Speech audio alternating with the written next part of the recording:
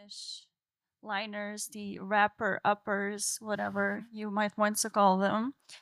Roman Lapach, PSNC, network system researcher, and Sonia Filipovska, a professor at University at Skopje, and their presentation on modular standard-based network orchestration with AI accelerated development. Go ahead, you guys. Thanks.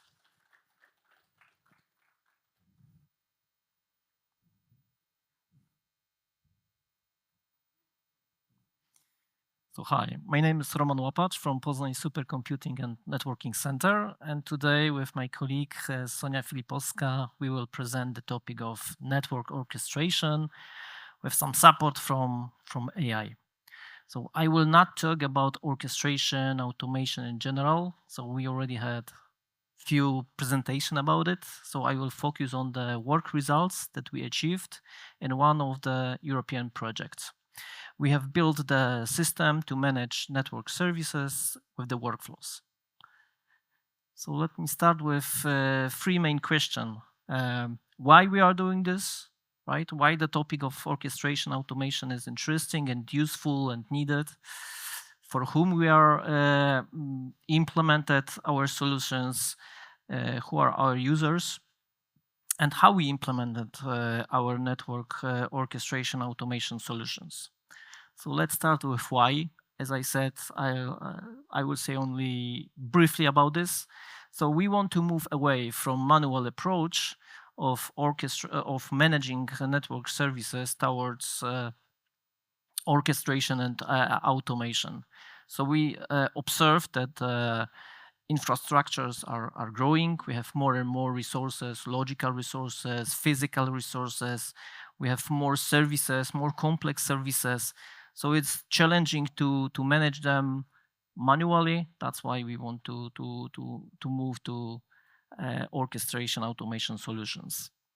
Second, our users expect new services. They give us new requirements, new demands. So we want to produce new services as soon as possible.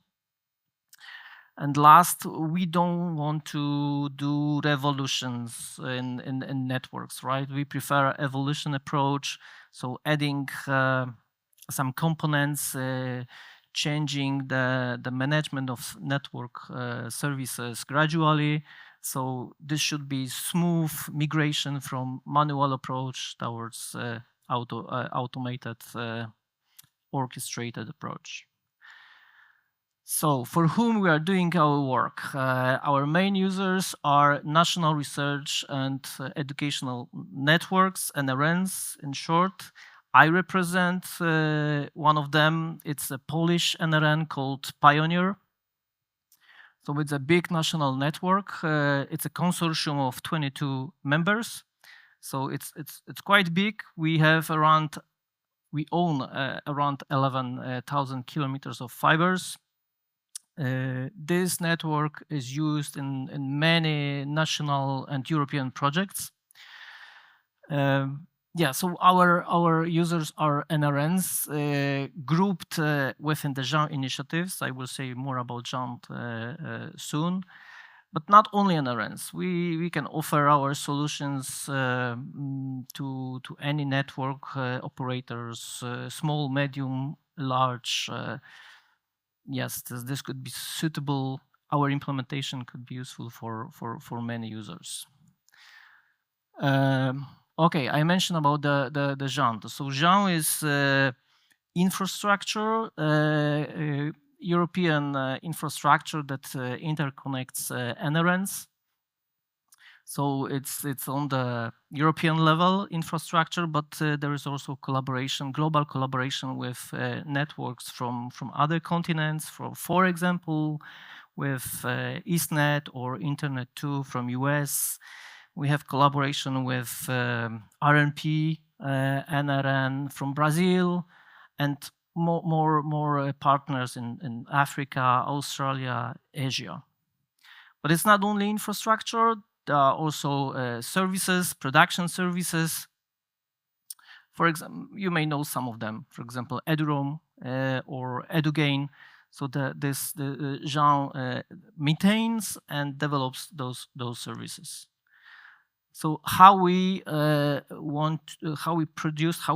created our system to manage network services with workflows.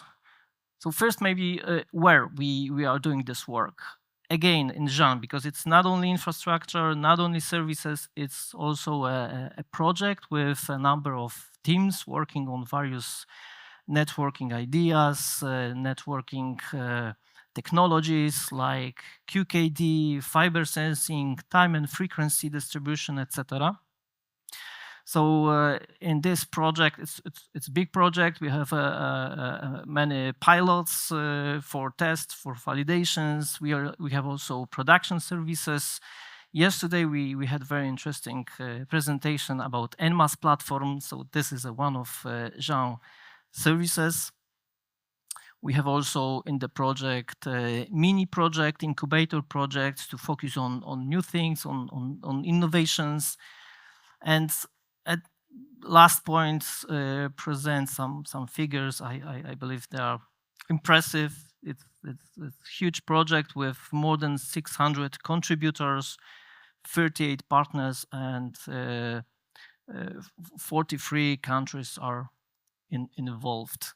So we are there, our team, and you can find us on the website dedicated to our work. You can find a description, what we are doing, what solutions we are offer. Here's the link, so I encourage you to take a look. So I mentioned that we have built a system to manage network services with workflows. So when we start the work of first phase, the design phase, we had 3 main points in our minds.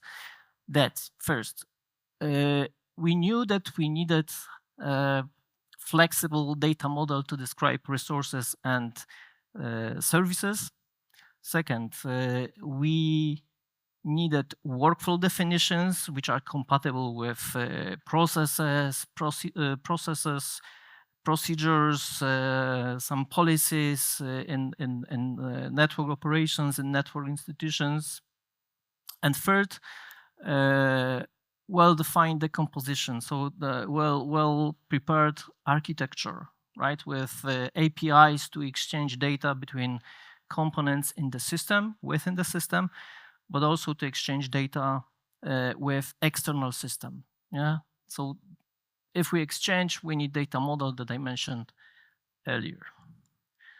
Okay, after design phase, we move to the implementation with some requirements. Infrastructure as a code, so we wanted to implement all workflows as a code. Yeah, we love open source. We use open source. Our system is not built from scratch. Some components are existing well-known tools. Our software that we produce is also open source with Apache license.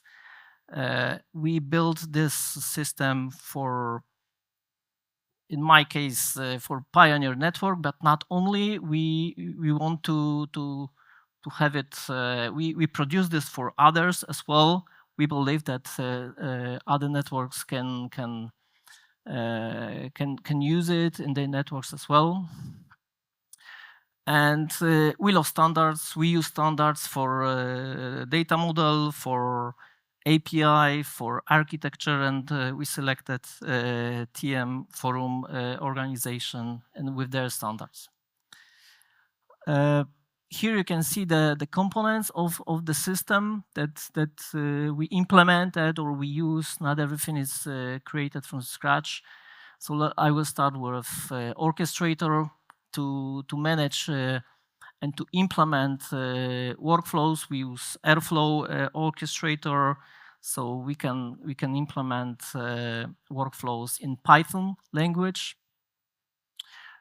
We have a source of truth. We use for that math.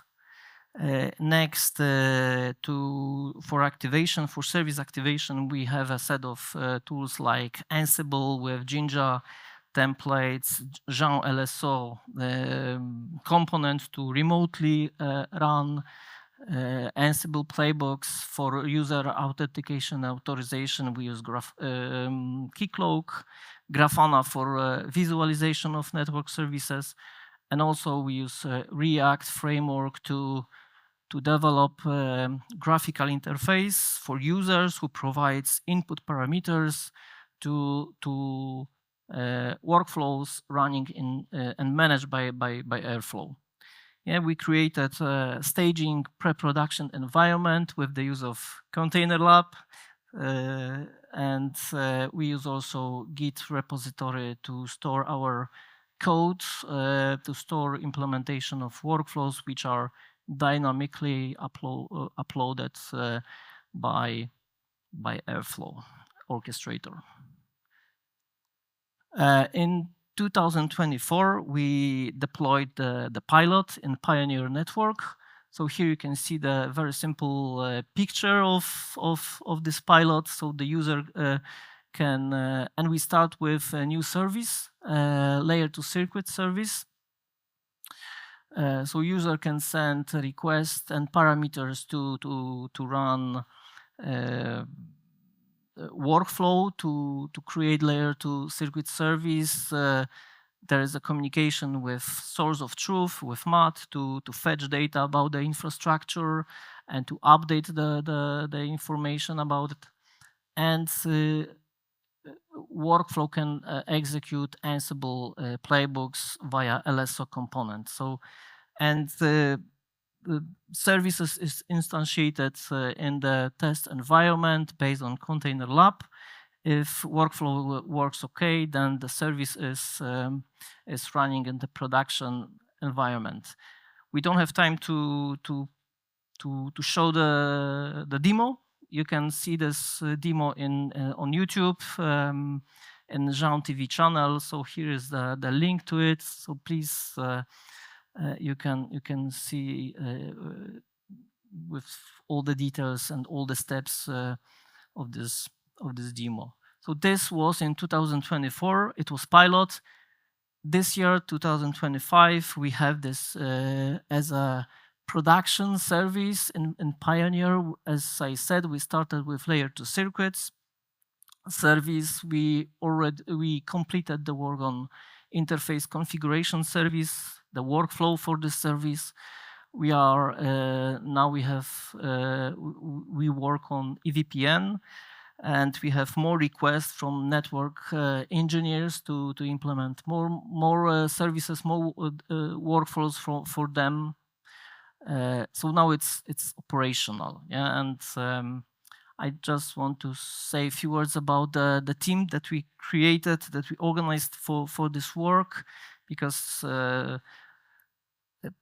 people with various skills have to be engaged.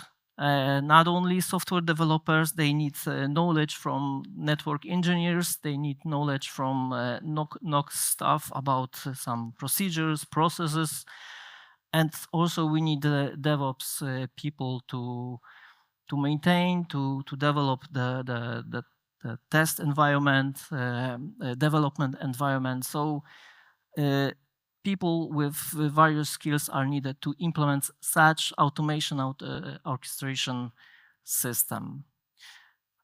I mentioned that PIONIER is a consortium of 22 members, so we have many users of this system.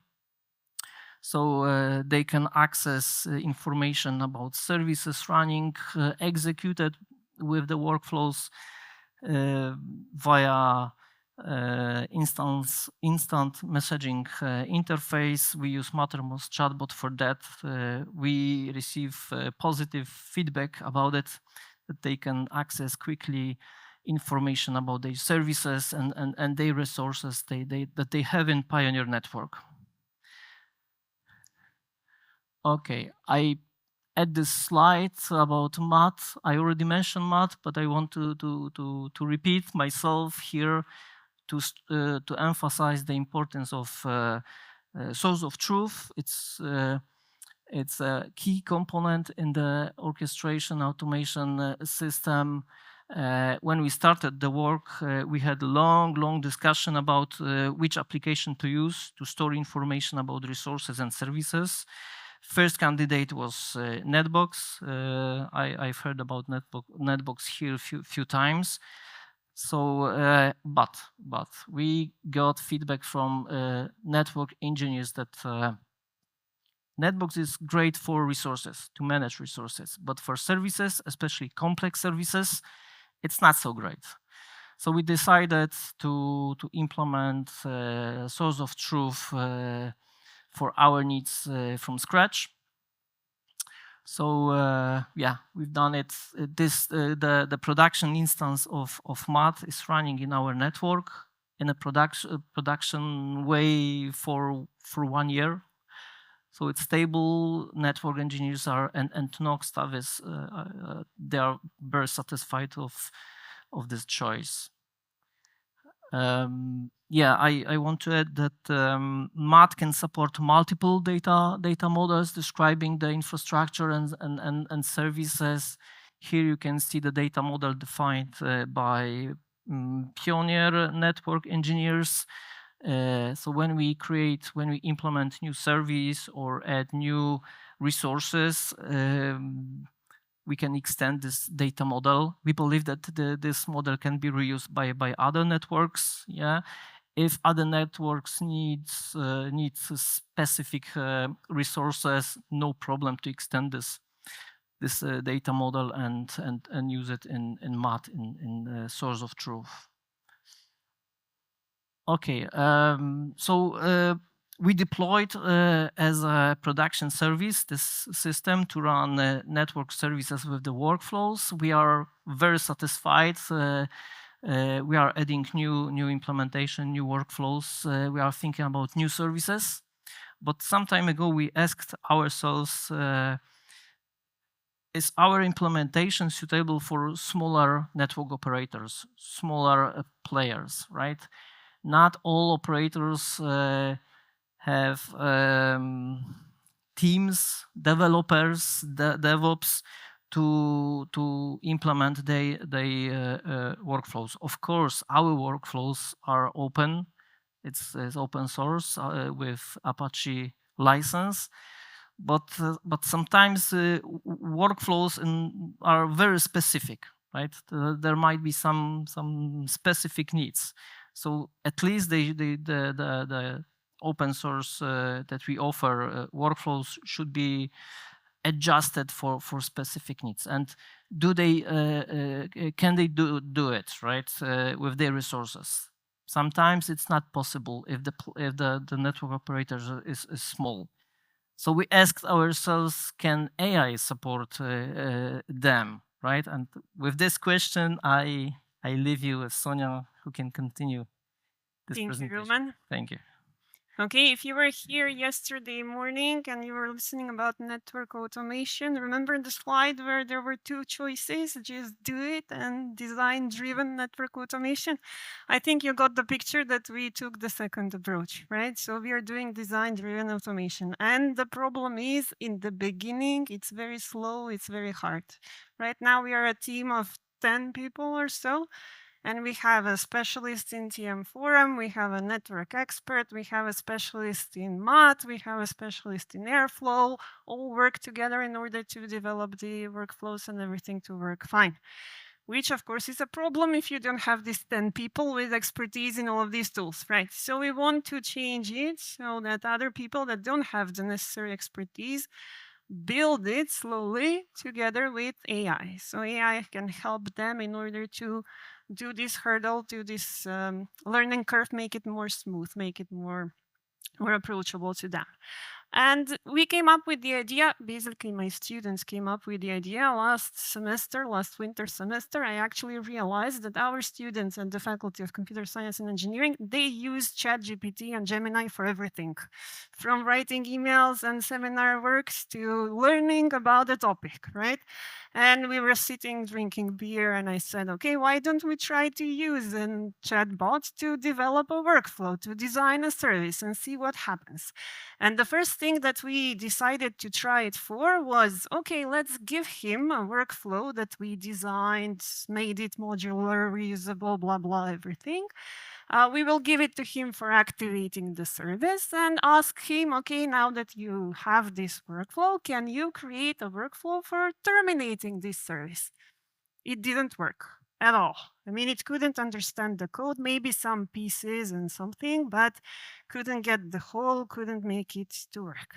And then we said, okay, let's try a different approach. So let's start with a greenfield approach. I'm not going to give him something that we already developed. We will start from scratch. And we built this environment. Of course, we're not doing it in the production network in PIONIER. We do it in a test bed using Container Lab, but the rest of the components and everything is the same. And we had like a competition for how many days and hours will I be able to recreate what we created before using ChatGPT as my personal AI assistant. Note here that I have never programmed in Airflow before. I know the API of Mod and the basics, but I never programmed Mod before. I know how to use Git and so on. So from a developer point of view, I'm a basic thing you will get, right? I'm not an expert in the development. I am an expert in the architecture and the design phase only. I tried Gemini. I tried Microsoft Copilot. I tried ChatGPT.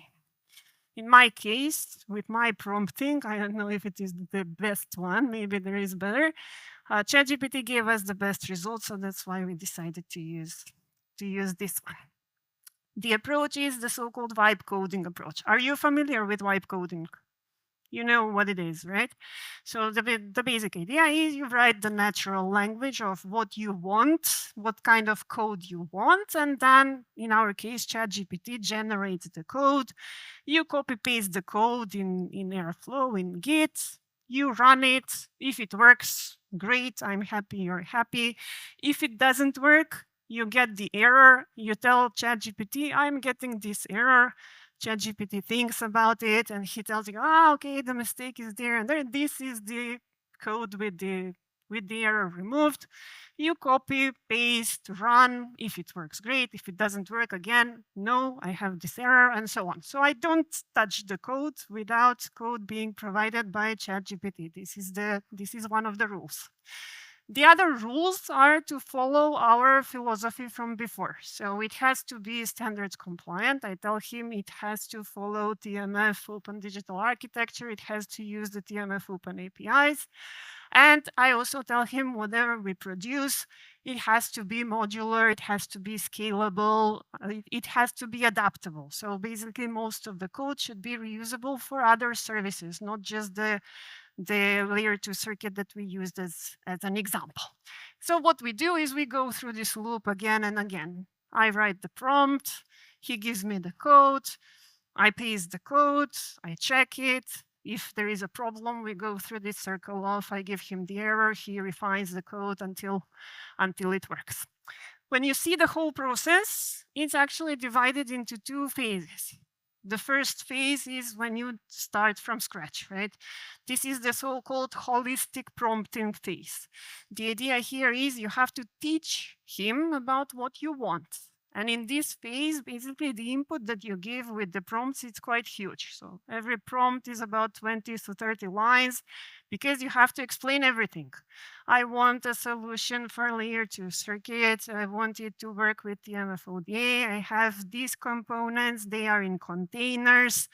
You have to call these types of APIs in order to talk to the components. I want a workflow that will work in Airflow. You have to give him the version of Airflow, because if it's a different version, then the code is very different. So if you don't tell him, he will assume a version. And then if your version is not the one that he assumed, you will have huge problems and stuff like that. So the more detailed you are, the better, because everything you're not going to tell him, he is going to assume something about it, right? And then it's quite a problem to understand what he assumed for things you didn't tell him. So it's quite important in the first phase to be very detailed about stuff. You see, that's why the prompt is very big compared to the second phase.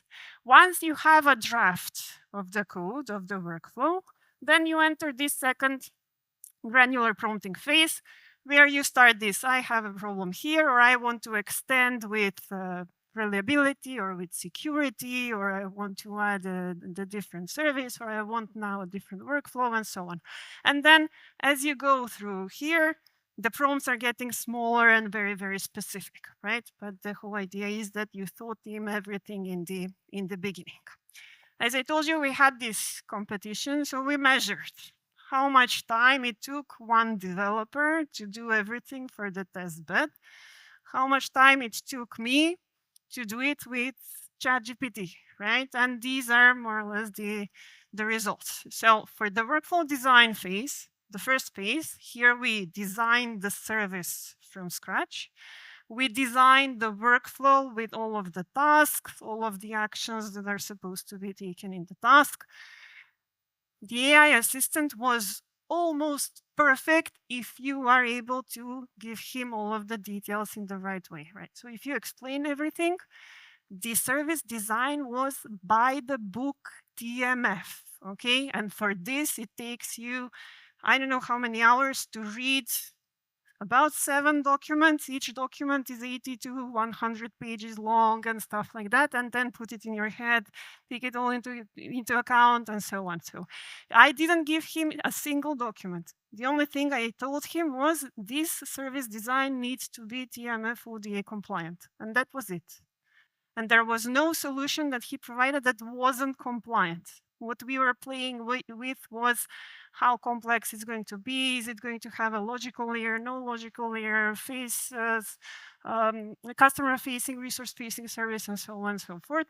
But the whole time it was perfectly TMF compliant. And then what you do is you choose how complex the service is, how many layers are going to be inside. Then when we went into the second phase, so we had the workflow design, we had the tasks, this went great. Now we need to have the code for each of the tasks. This is where most of the problems appeared. In the beginning, the problems were mostly about importing libraries, configuration of Airflow, and so on. It was quite easy with wipe coding to fix the problem. You give him the error, he tells you, okay, the path is this, the path is that, fix here, fix there, it's okay.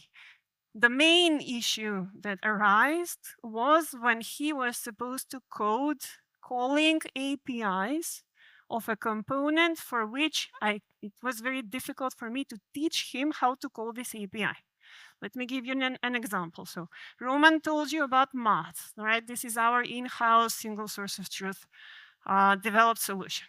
For it, we have a JSON schema that describes the 2 APIs. One is for resource management, one is for service management.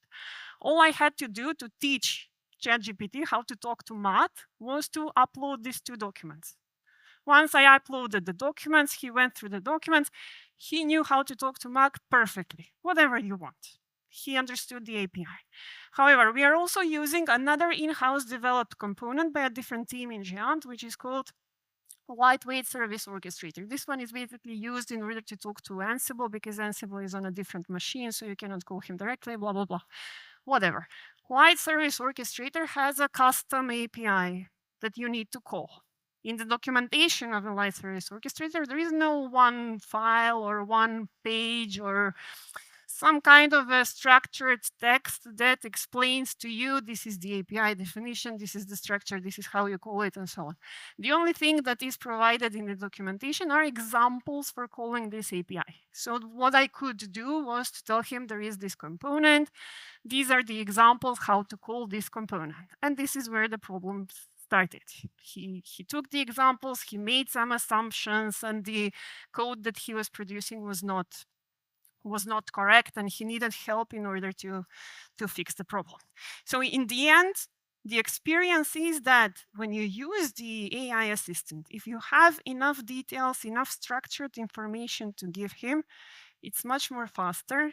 He will never forget that in the beginning, in the first line, I told him I want it to be as modular, as granular as possible and scalable. Even if I say to him, let's not do it like this, let's do it like that, he will tell me, but you told me to be scalable. If we do it like this, it's not going to be so scalable. You know, he's telling you this is wrong decision, but if you insist, okay, we will do it like that. And he will not forget about the thing you told him. Okay, I want this, this, this, and this. As we are working on the issue, if we haven't done something, he will tell you, okay, now we need to do this. He's basically guiding you through the process. When you're working with a human software developer, he gets tired. He likes to forget stuff. He likes to do the shortcuts. So if you tell him there should be 10 tasks, although in this one task, there is only one line of code, but this is the reusable modular way, he will forget that and he will put these tasks together because it's easier and less time to code it and so on. So these kinds of things are not happening with the AI assistant because he is following your lead. All you have to do is, make sure that you are on the same page. However, if you are not able to teach him about something, there will be problems, right? So that's why the correctness is one of the things that he is very, very bad about. So this is what, in a nutshell, we learned, right? He's excellent at using standards, especially if he has access to the standards. He knew everything about Airflow when I gave him the version of Airflow, and he never gave me code that actually works in a different version of Airflow. However, if there is a component-specific logic for which you don't have documentation enough or API or something, expect problems, and you will have to find a solution on your own because he will be lost in space. He gives you very good guidance. So it's very good to teach people how to go through the process of workflow orchestration. Once you give him the main task, he will divide it into steps. And then we will go step by step, and the steps that he creates are very logical. I mean, I would do it the same way without him, right? So he works very fine in that way. Of course, the vibe coding thing works in most of the cases. So you give him the error, he will try to fix the error, and in most of the cases it will be done, but not every time, and you need to be prepared about it. Here are just some examples of our talking to it, where he's trying to follow your suit, but also give you advices. For an example, we had a huge long discussion whether we want Q and Q in our layer 2 circuit or not, and what does it mean if we add it in the customer facing, or in the resource facing, or in the logical resource layer in TMF. Or what happens if I tell him I want the process that to be easily reusable for other services? Then he starts to go through the tasks, thinks about the tasks, and he says, okay, that means that we have to do minimum hard coding, make sure that the payloads are dynamic, make sure that there is separation of concerns, and in that way we will cover with the same workflow, not just layer 2 circuits, but also layer 3 circuits, EVPNs, other similar services, and so on. He also explains to you how this is going to happen with an example of 2 services together and the variables that you have chosen before. So he's very good for you basically to learn how to do this stuff, which is very important for these smaller NRENs, as Roman said before. This is an example for the scaffolding of the workflow. So the definition of the tasks that are going we are going to use for each of these files. I already had ready code that needs to be copy-pasted, and he was even telling me, okay, copy this code, paste it in this file, in this folder, in this path, and so on. So it was very, very user user-friendly. He sometimes gives you options and you need to decide. If you don't know what you want, you can start asking him question. Okay, why is this better? When is that better? How should I choose? What should I take into account? And so on. And he really tries to help you. And every answer that he gave really was okay, right? He didn't make many mistakes. For an example, he always insisted, because I told him reusable, scalable, blah, blah, blah. He always insisted that we have to use Airflow operators instead of Python operators for the code, which is very, very important. And actually, I have to admit that in our initial implementation for Pioneer, we used Python operators. But then after this conversation, I convinced the software developer to move to mod operators. And he said that in the end, yes, the solution was much better. This is an example when I gave him the JSON schema that describes the mod APIs. So I just gave him these two files and I said, okay, here you have the definition of how to call this component. After he analyzed the files, he knew everything about the API exactly. So he, as I told you before, he didn't make any mistakes.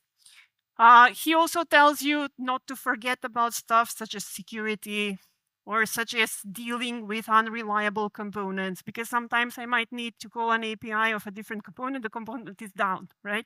So what happens to the workflow?